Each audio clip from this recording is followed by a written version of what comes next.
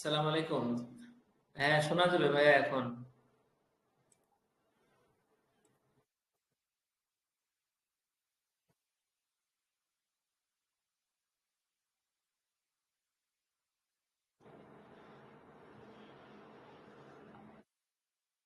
আমরা আসলে ব্যবস্থাপনা হিসাব বিজ্ঞান আরো 2টা ক্লাস এর আগে করছি, কিন্তু 2টা ক্লাসেই কোনো না কোনো সমস্যার কারণে আমরা ক্লাসগুলো মানে প্রথম ক্লাসটাই শেষ করতে পারিনি। ঠিক আছে, তো আজকে প্রথম অধ্যায়ে আবার পড়বো। 2টা প্রশ্ন, যে 2টা শুরু করে করে শেষ করতে পারি ওই 2টা প্রশ্নই পড়বো ইনশাআল্লাহ। 8টা অধ্যায়।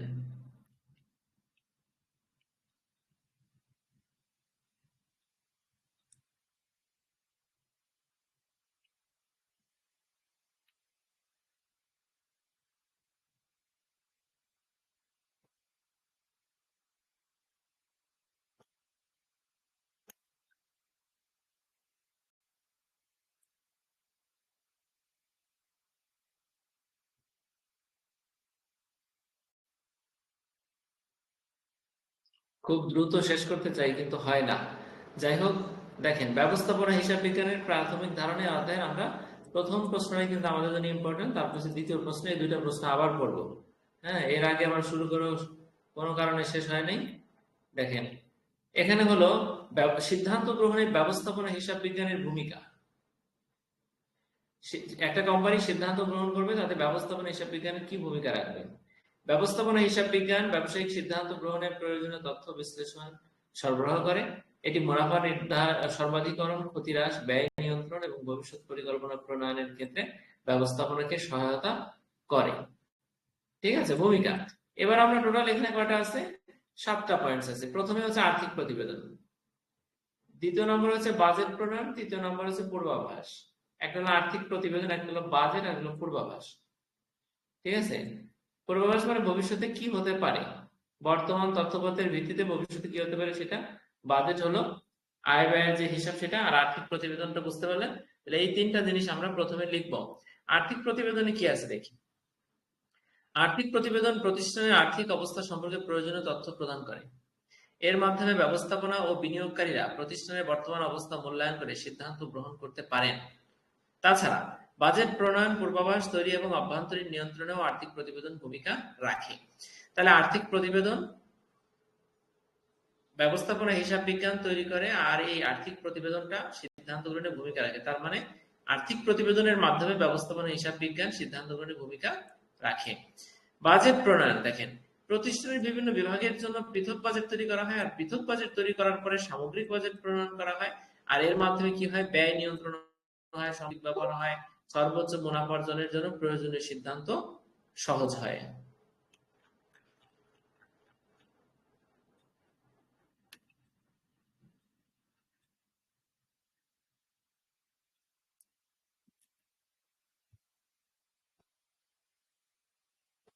বুঝতে পারছেন? তাহলে বাজেট প্রণয়নটা কি বুঝতে পারলাম। প্রথম বাক্যে আছে প্রত্যেক প্রতিষ্ঠানের বিভাগের জন্য পৃথক বাজেট, তারপর হলো পৃথক বাজেটের পরে সামগ্রিক বাজেট একটা প্রতিষ্ঠানের, আর এর মাধ্যমে ব্যয় নিয়ন্ত্রণ, সম্পদের সঠিক ব্যবহার, সর্বোচ্চ মুনাফা অর্জনের প্রয়োজনীয় সিদ্ধান্ত গ্রহণ হয়। ঠিক আছে, এরপরে হলো 3 নম্বর আছে পূর্বাভাস, ফোরকাস্টিং। এটা কি? বর্তমান উৎপাদন এবং বাজার পরিস্থিতি বিশ্লেষণের মাধ্যমে ভবিষ্যৎ বিক্রয় ও আয় সম্পর্কে পূর্বাভাস দেওয়া হয়। বর্তমান উৎপাদন এবং বিক্রয় সম্পর্কে তথ্য নিয়ে ভবিষ্যতের বিক্রয় এবং আয় সম্পর্কে পূর্বাভাস দেওয়া হয়। এই বাক্যটা লেখার পরে আমরা চলে যাব। ব্যবসায়িক পরিস্থিতি বিবেচনা করে নতুন বাজার অনুসন্ধান এবং ভবিষ্যৎ করণীয় নির্ধারণেও ব্যবস্থাপনা হিসাব বিজ্ঞান সহায়তা করে। ব্যবসায়িক পরিস্থিতি বিবেচনা করে নতুন বাজার অনুসন্ধান এবং ভবিষ্যৎ করণীয় নির্ধারণে ব্যবস্থাপনা হিসাব বিজ্ঞান সহায়তা করে। তাহলে আমরা এই 3টা পয়েন্টের মাধ্যমে আমরা ব্যবস্থাপনা হিসাব বিজ্ঞান সিদ্ধান্ত গ্রহণে কি ভূমিকা রাখে সেটা আমরা লিখবো। ঠিক আছে, 4 নম্বর আছে অভ্যন্তরীণ নিয়ন্ত্রণ। অভ্যন্তরীণ নিয়ন্ত্রণটা ব্যবস্থাপনা হিসাব বিজ্ঞান অভ্যন্তরীণ নিয়ন্ত্রণ আরোপ করে। কিভাবে করে? ব্যবস্থাপকরা ব্যবস্থাপনা হিসাব বিজ্ঞানের মাধ্যমেই কিন্তু নিয়ন্ত্রণটা আরোপ করে। 4 নম্বর, দেখেন, নগদ অর্থ, স্থায়ী সম্পদ এবং আর্থিক বিবরণীর যথাযথ নিয়ন্ত্রণ নিশ্চিত করতে ব্যবস্থাপনা হিসাব বিজ্ঞান ভূমিকা রাখে। নগদ অর্থের উপর নিয়ন্ত্রণ, স্থায়ী সম্পদের উপর নিয়ন্ত্রণ, আর্থিক বিবরণীর উপর নিয়ন্ত্রণ নিশ্চিত করতে কে ভূমিকা রাখে? ব্যবস্থাপনা হিসাব বিজ্ঞান। ক্লিয়ার? একবারে ক্লিয়ার একটা বাক্য। 2 নম্বর বাক্যে কি আছে? এর মাধ্যমে প্রতারণার প্রতারণার ঝুঁকি কমানো, ব্যয় নিয়ন্ত্রণ এবং প্রতিষ্ঠানের সম্পদ সুরক্ষিত রাখা সম্ভব। এর মাধ্যমে কি কি? প্রতারণার ঝুঁকি কমাতে পারবেন, ব্যয় নিয়ন্ত্রণ করতে পারবেন, প্রতিষ্ঠানের সম্পদ সুরক্ষিত রাখতে পারবেন। কার মাধ্যমে? অভ্যন্তরীণ নিয়ন্ত্রণের মাধ্যমে। আরো কি কি কাজ করা যাচ্ছে? নগদ অর্থ, স্থায়ী সম্পদ, আর্থিক বিবরণী সহ সবকিছুর উপর যদি ব্যবস্থাপনা হিসাব বিজ্ঞান নিয়ন্ত্রণ আরোপ করে, আর এর মাধ্যমে ভূমিকা রাখে ব্যবস্থাপনা হিসাব নিয়ন্ত্রণ আরোপ করতে ব্যবস্থাপনা হিসাব বিজ্ঞান ভূমিকা রাখে। আর এর মাধ্যমে আপনি ঝুঁকি কমাতে পারবেন, ব্যয় নিয়ন্ত্রণ করতে পারবেন, প্রতিষ্ঠানের সম্পদকে সুরক্ষিত রাখতে পারবেন। ঠিক আছে? এরপরে 5 নম্বরে হলো ব্যবস্থাপনার সহায়তা।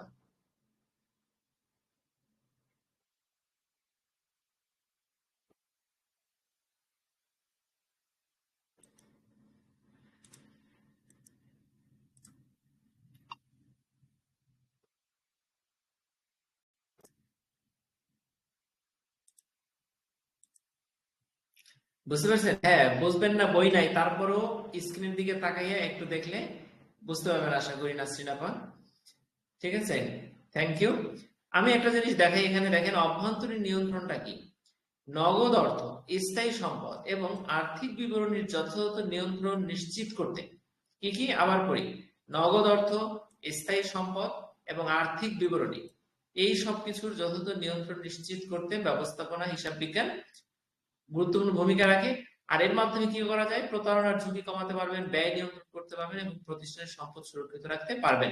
তাহলে 1 নম্বরে আর্থিক প্রতিবেদন, 2 নম্বরে বাজেট প্রণয়ন, হ্যাঁ, financial reporting, budgeting, forecasting, internal control, অভ্যন্তরীণ নিয়ন্ত্রণ, এই 4টা পরপর লিখে যাবেন। ঠিক আছে?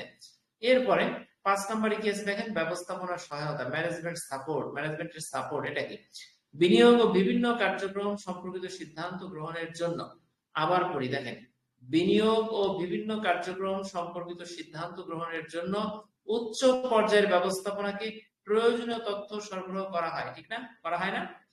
বিনিয়োগ এবং বিভিন্ন কার্যক্রম সম্পর্কিত সিদ্ধান্ত গ্রহণের জন্য হায়ার অথরিটিকে কি করা হয়? প্রয়োজনীয় তথ্য সরবরাহ করা হয়। ভবিষ্যৎ নগদ প্রবাহ, ব্যয় এবং মুনাফার সম্ভাবনা বিবেচনা করে সঠিক সিদ্ধান্ত গ্রহণে এই তথ্য ব্যবস্থাপনাকে সহায়তা করে। এখানে 2টা বাক্য, একটা হলো ভবিষ্যৎ উচ্চ পর্যায়ের ব্যবস্থাপনাকে প্রয়োজনীয় তথ্য দেওয়া হয়, ভবিষ্যতের নগদ প্রবাহ, ব্যয় এবং মুনাফার সম্ভাবনা বিবেচনা করে সঠিক সিদ্ধান্ত গ্রহণে এই তথ্য ব্যবস্থাপনাকে সহায়তা করে। সিম্পল 2টা কথা। এর মাধ্যমে এই যে ব্যবস্থাপনাকে সহায়তা করে সঠিক সিদ্ধান্ত গ্রহণে, আমরা তো পড়তেছি যে ব্যবস্থাপনা হিসাব বিজ্ঞান কিভাবে সিদ্ধান্ত গ্রহণের ভূমিকা রাখে, সেটাই পড়তেছি। তাহলে কিভাবে রাখলো? 5 নম্বর পয়েন্টের মধ্যে বুঝতে পারলাম আমরা। 6 নম্বর আছে পরিসংখ্যানিক পদ্ধতি, স্ট্যাটিস্টিক্যাল মেথডস। দেখেন গ্রাফ, চার্ট, ডায়াগ্রাম ইত্যাদির মাধ্যমে বিভিন্ন তথ্য সহজ এবং বোধগম্য ভাবে, তাহলে এখানে বুঝতে পারলেন, গ্রাফ, চার্ট, ডায়াগ্রাম ইত্যাদির মাধ্যমে বিভিন্ন তথ্য সহজ ও বোধগম্য ভাবে উপস্থাপন করা যায়। এখন ব্যবস্থাপনা হিসাব বিজ্ঞান কিভাবে ভূমিকা রাখে সিদ্ধান্ত গ্রহণে, আমরা এটা পড়তেছি। তাহলে পরিসংখ্যানিক পদ্ধতিটা কিভাবে, কি লিখবো আমরা? কি লিখবো দেখেন, এখানে লিখবো গ্রাফ, চার্ট, ডায়াগ্রাম ইত্যাদির মাধ্যমে বিভিন্ন তথ্য সহজ ও বোধগম্য ভাবে উপস্থাপন করা যায়। আর এই উপস্থাপনটা কে করে? ব্যবস্থাপনা হিসাব বিজ্ঞান করে। ফলে কি হয়? জটিল তথ্য দ্রুত বিশ্লেষণ করা যায়, প্রয়োজনীয় সিদ্ধান্ত গ্রহণ ব্যবস্থাপনার জন্য সহজ হয়। তাহলে পরিসংখ্যানিক পদ্ধতিটা বুঝতে পারলাম। আচ্ছা, এর আরেকটা আছে পুনর্মূল্যায়ন। পুনর্মূল্যায়ন ব্যবস্থা বা রিইভ্যালুয়েশন সিস্টেম, এটা কি? প্রতিষ্ঠানের যে কোনো সম্পদ,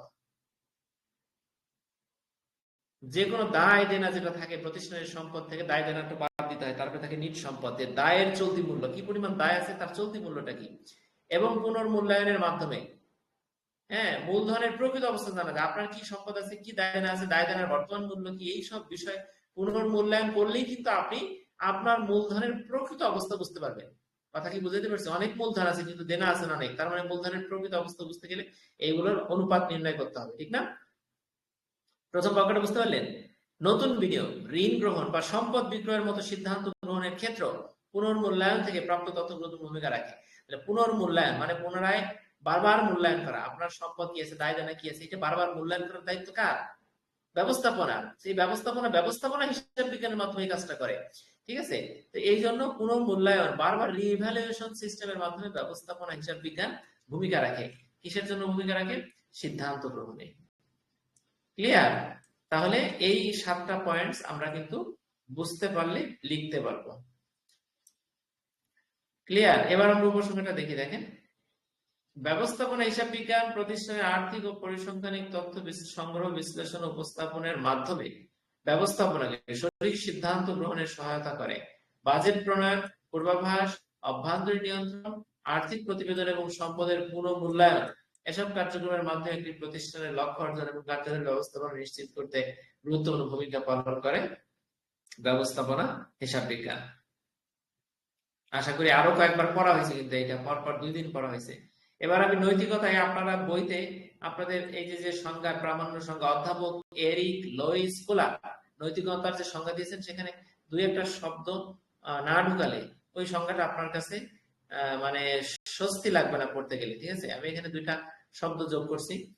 ওই বইয়ের ওই সংজ্ঞাটা, পণ্ডিতের সংজ্ঞাটাই আপনার মুখস্থ হতে সুবিধা হবে এই 2টা শব্দের কারণে।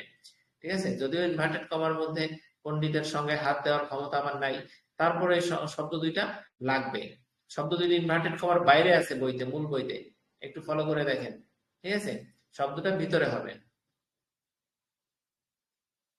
আমরা আবার পড়ি, দেখেন, নৈতিকতা বলতে বোঝায় সেই, প্রশ্নটা কি, নৈতিকতা কাকে বলে? ব্যবস্থাপনা হিসাব বিজ্ঞানের ক্ষেত্রে নৈতিকতার গুরুত্ব বর্ণনা করো। তাই নৈতিকতা কাকে বলে?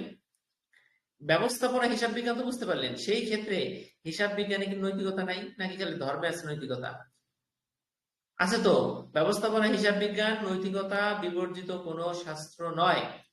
নৈতিকতা বলতে বোঝায় সেই মানদণ্ড ও নীতিমালা যার মাধ্যমে কোনো ব্যক্তির কাজ বা আচরণ সঠিক বা ভুল, সৎ বা অসৎ, ন্যায্য বা অন্যায় তা বিবেচনা করা হয়। বুঝতে পারছেন? কোন ব্যক্তির কাজ বা আচরণ, দুইটা যে কোনোটা হতে পারে, এটা সঠিক নাকি ভুল, সৎ নাকি অসৎ, ন্যায্য নাকি অন্যায়, তা বিচার করা হয়। তাহলে নৈতিকতার এক লাইনের সংজ্ঞা হয়ে গেল। এরপরে আমরা অধ্যাপক এরিক লুইস কোলার নৈতিকতাকে সংজ্ঞায়িত করেছেন। যেহেতু নৈতিকতা নিয়ে আমরা 3 মার্কে আসলে 2টা প্যারাগ্রাফ দিব, তাহলে অধ্যাপক এরিক লুইস কোলারের সংজ্ঞাটা আমরা একটু পড়ার চেষ্টা করি। যদি এত বড় সংখ্যা ইনভার্টেড কমার মধ্যে হুবহু দিতে না পারি, তাহলে আমরা ইনভার্টেড কমা উঠাইয়া অধ্যাপক এরিক লুইস কোলার নৈতিকতাকে নৈতিকতাকে যেভাবে সংজ্ঞায়িত করেছেন তার আলোকে বলা যায়। কথাটা কি ক্লিয়ার? উনার কথা সরাসরি আমরা উদ্ধৃতি না দিয়ে ইনডিরেক্টলি আমরা বলবো যে উনি যেভাবে বলেছেন তার আলোকে বলা যায়, তার আলোকে আমি বলতে পারি, এইভাবে বলে আপনি ওনার সংখ্যাটাকে একটু আকপাস করাই দিতে পারবেন, শব্দ বাক্য কমাই বাড়াই দিতে পারবেন। ঠিক আছে, তা না হলে ইনভার্টেড কমার মধ্যে হাত দিতে হয় না কিন্তু, তাই না? এখানে দেখেন, নৈতিকতা হলো নৈতিক নীতিমালা এবং আচরণের নির্দিষ্ট সমস্যার ক্ষেত্রে এসব নীতিমালার প্রয়োগের একটি পদ্ধতি। প্রথম বাক্যটা বোধগম্য হয়েছে আশা করি। আমি আবার পড়ি, নৈতিকতা হলো নৈতিক নীতিমালা এবং আচরণের নির্দিষ্ট সমস্যার ক্ষেত্রে। নৈতিকতা হলো নৈতিক নীতিমালা, একটা প্রথম বাক্যটা বুঝে ফেলান, নৈতিকতা হলো নৈতিক নীতিমালা, শেষ। এবং কিন্তু আলাদা আলাদা নতুন বাক্য শুরু হবে এবং এরপরে নৈতিকতা হলো নৈতিক নীতিমালা, শেষ। এবং আচরণের নির্দিষ্ট সমস্যার ক্ষেত্রে, আচরণের ক্ষেত্রে কিন্তু নির্দিষ্ট সমস্যা হয়, সমস্যা দেখা দেয়। আচরণের নির্দিষ্ট সমস্যার ক্ষেত্রে এসব নীতিমালার প্রয়োগের একটি পদ্ধতি। আপনি যদি নীতিমালা এবং আচরণ মানে এবং কে যদি কলা ও আম, ঠিক আছে, এইভাবে 2টা জিনিস বোঝান, নীতিমালা এবং আচরণকে, তাহলে এবংটা দ্বারা কিন্তু আপনি বাক্যটা বুঝতে পারবেন না, সংজ্ঞাটা বুঝতে পারবেন না। এবং এর আগে কথা শেষ, এবং দিয়ে দ্বিতীয় কথা শুরু। নৈতিকতা হলো নৈতিক নীতিমালা এবং আচরণের নির্দিষ্ট সমস্যার ক্ষেত্রে সব নীতিমালার প্রয়োগের একটি পদ্ধতি। তাহলে নৈতিকতা হলো নীতিমালা এবং পদ্ধতি। আমি আশা করি বোঝাইতে সক্ষম হয়েছি প্রথম বাক্যটা।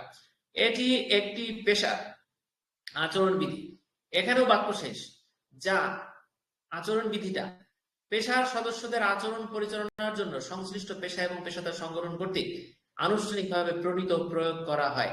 আশা করি বাক্যটা অনেক বড় হলো, আমি আপনাদেরকে ভেঙে ভেঙে বোঝাতে সক্ষম হয়েছি। ঠিক আছে, এবার আমরা ব্যবস্থাপনা হিসাব বিজ্ঞানের নৈতিকতার গুরুত্ব করব। ঠিক আছে, ব্যবস্থাপনা হিসাব বিজ্ঞান ব্যবসায়িক সিদ্ধান্ত গ্রহণে তথ্য ও বিশ্লেষণ সরবরাহ করে। এই ক্ষেত্রে নৈতিকতা প্রতিষ্ঠানের বিশ্বাসযোগ্যতা, সুনাম এবং কার্যকারিতা বজায় রাখতে অপরিহার্য। ব্যবস্থাপনা হিসাব বিজ্ঞান ব্যবসায়িক সিদ্ধান্ত গ্রহণে তথ্য বিশ্লেষণ সরবরাহ করে। এই ক্ষেত্রে নৈতিকতা প্রতিষ্ঠানের বিশ্বাসযোগ্যতা, সুনাম এবং কার্যকারিতা বজায় রাখতে অপরিহার্য, এর গুরুত্ব নিম্নরূপ। তাহলে আমরা ব্যবস্থাপনা হিসাব বিজ্ঞানের গুরুত্ব, আপনি এইটুক কথা না দিলেও পারেন, হাতে সময় থাকবে না, প্রশ্নের সৌন্দর্যের জন্য দিছে, আপনি ডিরেক্ট ব্যবস্থাপনা হিসাব বিজ্ঞান নৈতিকতার গুরুত্ব এই পয়েন্ট, এই লাইনটা লিখে এক দিয়ে শুরু করে দেন। আমরা এখানে 6টা পয়েন্ট পড়বো মাত্র, দেখেন।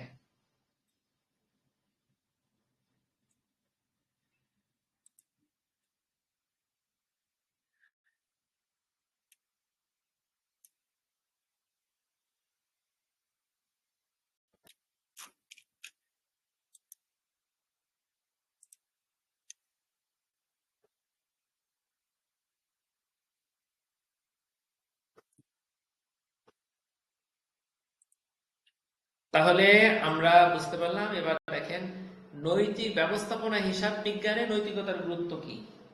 ব্যবস্থাপনা হিসাব বিজ্ঞানে নৈতিকতার গুরুত্ব, 1 নম্বরে লিখবো সঠিক ও নির্ভুল তথ্য প্রদান। ব্যবস্থাপনা হিসাব বিজ্ঞান, ব্যবস্থাপনা যদি এই হিসাব বিজ্ঞানের অপব্যবহার করতে চায়, সঠিক ও নির্ভুল তথ্য যদি ম্যানেজমেন্টকে, মালিক পক্ষকে না দেয়, তাহলে এটা একটা নৈতিকতা বিরোধী না? তার মানে ব্যবস্থাপনা হিসাব বিজ্ঞানে নৈতিকতার জায়গা আছে। 1 নম্বরে লিখবো সঠিক ও নির্ভুল তথ্য প্রদান। 2 নম্বরে লিখবো গোপনীয়তা রক্ষা। নিজস্ব আর্থিক বাজেট, তথ্য, গোপন তথ্য, অনেক কিছু কোম্পানির থাকবে, এগুলো গোপনীয়তা ম্যানেজমেন্ট রক্ষা করবে। এটা নৈতিকতার মধ্যে পড়ে, গোপনীয়তা রক্ষা। উনি বাইরে কোথাও এটা দিয়ে দিবেন, উনি কোম্পানিতে চাকরি করা অবস্থায়, চাকরি করে চলে যাওয়ার পরও দিবেন না উনি, এটা হলো গোপনীয়তা রক্ষার নৈতিকতা। 3 নম্বরে আছে সুনাম এবং বিশ্বাসযোগ্যতা বজায় রাখা। কোম্পানিতে সুনাম আছে, বিশ্বাসযোগ্যতা আছে, সেই বিশ্বাস যাতে বজায় থাকে, এইটা ব্যবস্থাপনা হিসাব বিজ্ঞানে অবশ্যই থাকতে হবে, সুনাম এবং বিশ্বাসযোগ্যতা বজায় রাখার দিকটা। তাহলে আমরা প্রথম 3টা জিনিস পেলাম, সেটা কি? সঠিক ও নির্ভুল তথ্য প্রদান। 2 নম্বরে আছে গোপনীয়তা রক্ষা। 3 নম্বরে আছে সুনাম ও বিশ্বাসযোগ্যতা বজায় রাখা। আমরা প্রথম 3টা একটু পড়ি, দেখেন।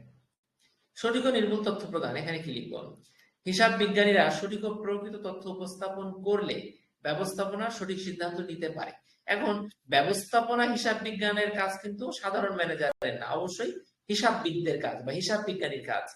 হ্যাঁ, তো হিসাব বিজ্ঞানী বা হিসাববিদ যারা হিসাব শাস্ত্র নিয়ে পড়াশোনা করে আসছেন, হিসাবের দায়িত্ব আছে, তারা সঠিক এবং প্রকৃত তথ্য যদি উপস্থাপন করে, তাহলেই কেবল ব্যবস্থাপনা সিদ্ধান্ত নিতে পারবে। তথ্যের ভুল বা বিকৃতি, হ্যাঁ, বা বিকৃত উপস্থাপনা কোম্পানির মুনাফা এবং কার্যক্রমে নেতিবাচক প্রভাব ফেলবে। এখানে 1 নম্বরে কয়টা বাক্য? 2টা বাক্য। হিসাব বিজ্ঞানের সঠিক ও প্রকৃত তথ্য উপস্থাপন করলে সঠিক সিদ্ধান্ত নিতে পারবে, আর তথ্যের ভুল বা বিকৃত উপস্থাপনা কোম্পানির মুনাফা এবং কার্যক্রমে নেতিবাচক প্রভাব ফেলে। 2টা বাক্য দিব আমরা, সঠিক এবং ভুল তথ্য পয়েন্টে, ঠিক আছে? আচ্ছা, এবার গোপনীয়তা রক্ষার ক্ষেত্রে আমরা কি লিখবো? সংস্থার আর্থিক তথ্য, বাজেট এবং ব্যবসায়িক পরিকল্পনা। সংস্থার আর্থিক তথ্য, বাজেট এবং ব্যবসায়িক পরিকল্পনা গোপন রাখা অত্যন্ত গুরুত্বপূর্ণ। যেমন আমাদের যে ফাইনাল সেমিস্টারে যে থিসিস দিছে, আপনারা জানেন, অনেকে হয়তো দেখছেন, গ্রুপে আমি লেখালেখি করছি, আপনার 8ম ব্যাচের গ্রুপে। আমাদের থিসিস যখন চলবে, আমরা যখন একটা প্রতিষ্ঠানের কিছু তথ্য, প্রোফাইল বা ডকুমেন্টস গুলো আমরা ব্যবহার করব, অনেকে এই যে ফটোকপি দোকান থেকে কোনো মতে একটা বানাই মিথ্যা সত্যি দিয়ে একটা থিসিস করে দেয়, কিন্তু সেটা করা ঠিক হবে না, ঠিক আছে? আমরা যে কোনো একটা কোম্পানির তথ্য প্রকাশ্যে এনে সেই কোম্পানিকে অবহিত করে তারপর আমরা থিসিসটা করব, ঠিক আছে? তো এটা কিন্তু হয় না, নীলক্ষেত থেকে থিসিস কিনলে সেটা কিন্তু হবে না, ঠিক আছে? যাই হোক, আমি অনেক ভাই বোনকে থিসিস লিখে দিচ্ছি, তো ওনাদের ক্ষেত্রে আমি বলতেছি, আপনারা কোম্পানির, আপনি যে কোম্পানিতে চাকরি করেন ওই কোম্পানির প্রোফাইল দেন, ওই কোম্পানির তথ্য দেন, আপনার ওই কোম্পানিতে থাকা বিভিন্ন ছবি দেন, হ্যাঁ, তারপরে আরো অনেক তথ্য আছে যেগুলো আমি এখন বলার সময় পাচ্ছি না, এগুলো দেন আপনি, তাহলে আপনাকে আমি সহযোগিতা করি, আমি থিসিস লিখে দিই, ঠিক আছে? আপনি কোম্পানির কাছ থেকে একবারে অনুমতি নেন, ওনাদের প্যাডে আপনি সিল নেন, স্বাক্ষর নেন, ঠিক আছে? এই বিষয়গুলো থাকবে। আর ওখানে কি করবেন, যে গোপনীয় অনেক তথ্য কোম্পানি আপনাকে থিসিস করার জন্য আপনাকে সরবরাহ করতে পারে, কিন্তু ওইটা কিন্তু আপনার গোপনীয়তা বজায় রাখতে হবে, ঠিক আছে? সেই কথাটা এখানে আসছে কথা প্রসঙ্গে। গোপনীয়তা রক্ষার ক্ষেত্রে আমরা কি লিখবো? সংস্থার আর্থিক তথ্য, বাজেট এবং ব্যবসায়িক পরিকল্পনা গোপন রাখা অত্যন্ত গুরুত্বপূর্ণ। নৈতিক আচরণ নিশ্চিত করলে, নৈতিক আচরণ নিশ্চিত করলে তথ্য অপব্যবহার বা প্রতিযোগিতামূলক ক্ষতি থেকে সংস্থা রক্ষা পাবে। যদি আপনি নৈতিক আচরণ নিশ্চিত করেন, মানে তথ্য গোপন রাখেন, যে তথ্য গোপন রাখার মতো সেটা যদি গোপন রাখেন, তাহলে তথ্যের অপব্যবহার হবে না, আর প্রতিযোগিতামূলক ক্ষতি থেকে আপনার সংস্থা সুরক্ষিত থাকবে। তাহলে সঠিক ও নির্ভুল তথ্য প্রদান 1 নাম্বার। 2 নাম্বার আছে গোপনীয়তা রক্ষা। 3-এ আছে সুনাম ও বিশ্বাসযোগ্যতা বজায় রাখা। একটা কোম্পানি বেশ সুনামের অধিকারী, হ্যাঁ, আপনি কর্মী হয়ে, অফিসার হয়ে আপনি সেই সুনাম এবং বিশ্বাসযোগ্যতা বজায় রাখতে হবে। ব্যবস্থাপনা হিসাব বিজ্ঞান সেই সুনাম এবং বিশ্বাসযোগ্যতা বজায় রাখার কথা বলে। কি আছে লেখা এখানে? নৈতিক হিসাব বিজ্ঞানের মাধ্যমে কোম্পানি বিনিয়োগকারী, কর্মী এবং গ্রাহকের আস্থা অর্জন করে। বিনিয়োগকারী যারা, কর্মী যারা, গ্রাহক যারা, তাদের আস্থা অর্জন করে কোম্পানি কিভাবে? নৈতিক হিসাব বিজ্ঞানের মাধ্যমে। সুনির্দিষ্ট এবং নৈতিক আচরণের কারণে ব্যবসায় স্থিতিশীলতা বৃদ্ধি পায়। অর্থাৎ সুনির্দিষ্ট এবং নৈতিক আচরণ, এই জিনিসগুলো থাকার কারণে ব্যবসায় কি হবে? স্থিতিশীলতা বাড়বে, উৎপাদন বাড়তে থাকবে, মুনাফা বাড়তে থাকবে, হ্যাঁ, কোম্পানির মূল্য বাড়তে থাকবে। এই স্থিতিশীলতা নিশ্চিত হবে কখন? যখন সুনির্দিষ্ট এবং নৈতিক আচরণটা বজায় থাকবে কোম্পানিতে। ঠিক আছে, সেই কথাটা এখানে 3 নম্বরে আমরা লিখবো। 4 নম্বরে কি আছে? সঠিক সিদ্ধান্ত গ্রহণের সহায়তা। দেখেন, মুনাফা সর্বাধিকরণ বা ক্ষতি হ্রাসের সিদ্ধান্ত গ্রহণে নৈতিক হিসাব বিজ্ঞান গুরুত্বপূর্ণ। একটা জিনিস বোঝেন, মুনাফা সর্বাধিকরণ আর মূল্য সর্বাধিকরণ আপনাদের কি মনে পড়ে? আমরা সেকেন্ড সেমিস্টারে ব্যবস্থাপকীয় হিসাব বিজ্ঞানে, ব্যবস্থাপকীয় ওটা কি, ম্যানেজারিয়াল ইকোনমিক্স, ব্যবস্থাপকীয় অর্থনীতিতে আমরা একটা প্রশ্ন করছিলাম যে সেটা হলো মুনাফা সর্বাধিকরণ এবং মূল্য সর্বাধিকরণ। আমাদের বোধহয় পরীক্ষা আসছিল। মুনাফা সর্বাধিকরণটা হলো একটা কোম্পানি যদি চায় রাতারাতি যে কোনো ভাবে হোক, কালোবাজারি হোক, করে হোক, যেভাবে হোক, তার মুনাফাটা সে বাড়াই নিবে। হ্যাঁ, কম দামে পণ্য দিয়ে বেশি দামে বিক্রি করবে, মুনাফা বাড়লো, কিন্তু কোম্পানির মূল্য কিন্তু বাড়লো না। মূল্য আর মুনাফা কিন্তু আলাদা। মূল্য বাড়া হলো যাতে 10 বছর, 20 বছর, 50 বছর পরেও কোম্পানি টিকে থাকে, কোম্পানির পণ্যের সুনাম থাকে, কোম্পানির পণ্য যাতে অবিরাম ভাবে চলতে থাকে, এটা হলো মূল্য। তো এখানে যে কথাটা বলছে যে মুনাফার সর্বাধিকরণ বা ক্ষতি হ্রাসের সিদ্ধান্ত গ্রহণে নৈতিক হিসাব বিজ্ঞান গুরুত্বপূর্ণ। আপনি মুনাফা বাড়াবেন, সেই জন্য বাড়াতে গেলেই কিন্তু আপনার নৈতিক হিসাব বিজ্ঞানের প্রশ্ন এসে যাবে যে আপনি মুনাফাটা কিভাবে বাড়াবেন। কম দামি পণ্য বিক্রি করে বাড়াবেন? আচ্ছা, তারপরে কি বলছে? ক্ষতি হ্রাসের সিদ্ধান্ত।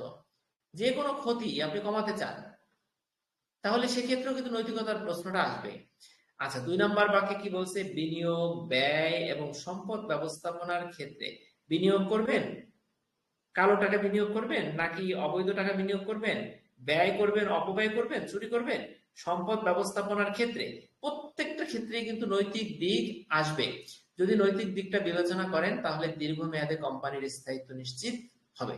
তাহলে যে 2টা বাক্য আছে, বাক্য 2টা বড় হলেও আপনি বুঝতে পারলে বানিয়ে লিখতে পারবেন। 4 নম্বর পড়লাম আমরা, সঠিক সিদ্ধান্ত গ্রহণের সহায়তা। 5 নম্বরে আছে বিনিয়োগকারীর আস্থা বৃদ্ধি। বিনিয়োগকারী কারা? যারা শেয়ার হোল্ডার, যারা আপনার কোম্পানিতে বিনিয়োগ করবে, তারা মালিক, ঠিক না? নৈতিকতা নিশ্চিত হলে বিনিয়োগকারীরা কোম্পানিতে বিনিয়োগ করতে আগ্রহী হয়। সিম্পল একটা বাক্য। শেয়ারের মূল্য বৃদ্ধি এবং কোম্পানির বাজারে অবস্থান মজবুত হয়। যদি নৈতিকতা নিশ্চিত হয় তাহলে কোম্পানির শেয়ারের মূল্য এমনিতেই বৃদ্ধি পাবে এবং কোম্পানির বাজারে অবস্থানটা মজবুত হবে। শেয়ার মানে কি বুঝতে পারলেন? শেয়ার মানে হলো কোম্পানির মালিকানার ক্ষুদ্র ক্ষুদ্র অংশ। 100 টাকা, 10 টাকা, 20 টাকা, 50 টাকা হতে পারে সেই অংশটা, এত কমও হতে পারে। আপনার 10টা, 20টা, 30টা, 100টা, 1000টা শেয়ার থাকতে পারে, ঠিক আছে, কোম্পানির। বুঝতে পারছেন? ওই 10 টাকা, 20 টাকা, 100 টাকার বিপরীতে কোম্পানির মূল্য বাড়া কমার উপর ভিত্তি করে আপনি মুনাফা পাবেন। তাহলে বিনিয়োগকারীর আস্থা বৃদ্ধি পাবে যদি বিনিয়োগকারীরা কোম্পানিতে বিনিয়োগ করতে আগ্রহী হয়, নৈতিকতা থাকলে আগ্রহী হবে। আর এই জিনিসটা থাকলে কি হবে? শেয়ারের মূল্য বাড়বে, কোম্পানির অবস্থান বাজারে পাকাপোক্ত হবে। 6 নম্বরে কি আছে? কর্মচারীর সন্তুষ্টি এবং স্থায়িত্ব।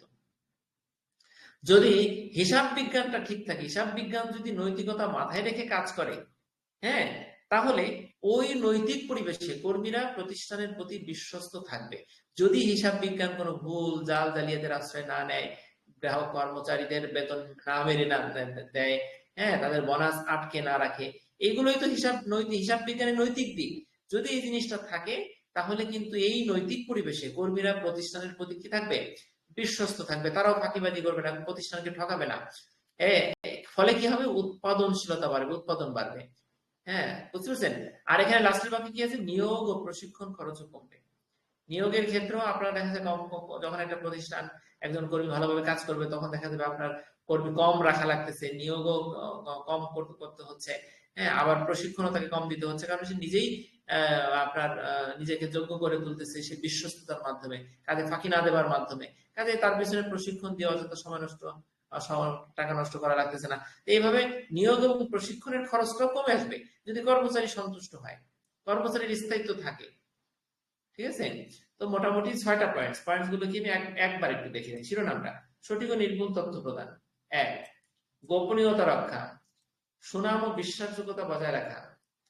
আমরা থার্ড সেমিস্টারে পড়াশোনাটা কিন্তু গ্রুপ স্টাডি স্টাইলে করব। হ্যাঁ, বারবার পড়বো, খুব দ্রুত পড়বো। ক্লাস না, অনলাইন ক্লাস হচ্ছে ফার্স্ট এবং সেকেন্ড, আর থার্ডে হচ্ছে গ্রুপ স্টাডি। 4 নম্বরে কি? সঠিক সিদ্ধান্ত গ্রহণের সহায়তা। 5 নম্বরে কি? বিনিয়োগের রাস্তা বৃদ্ধি। 6 নম্বরে কি? কর্মচারীর স্থায়িত্ব এবং সন্তুষ্টি।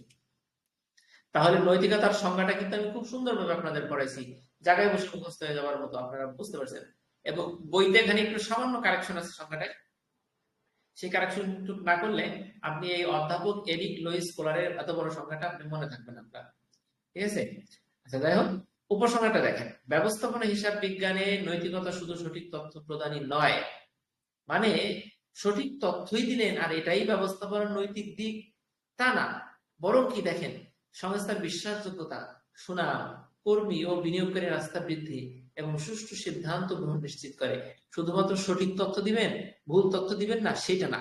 ব্যবস্থাপনার হিসাব বিজ্ঞানের নৈতিকতা শুধু সেটা না, বরং সংস্থার নাম, কর্মী এবং বিনিয়োগকারীর আস্থা বৃদ্ধি, হ্যাঁ, সুষ্ঠু সিদ্ধান্ত গ্রহণের সবকিছুই হবে যদি নৈতিকতা ঠিক থাকে। নৈতিক আচরণ নিশ্চিত করলে প্রতিষ্ঠান দীর্ঘমেয়াদে স্থায়িত্ব এবং মুনাফা অর্জন করতে সক্ষম হয়। তাহলে আমরা আজকে কিন্তু 2টা প্রশ্ন খুব সুন্দরভাবে পড়ছি, আপনারা যারা ছিলেন তাদেরকে অনেক ধন্যবাদ। আর সাধারণত থার্ড সেমিস্টারের ভাই বোনেরা অনেক ব্যস্ত, হ্যাঁ, তারা আমার ভিডিও গুলো রেগুলার দেখেন, কিন্তু আমি বলবো যে ভাই, অনেকগুলো ক্লাস হয়ে গেছে, আমি কিন্তু ভিডিও দেওয়ার সময় পাচ্ছি না, জমা আছে, হয়তো দিব, কখন দিব, অনেক কাজের চাপ।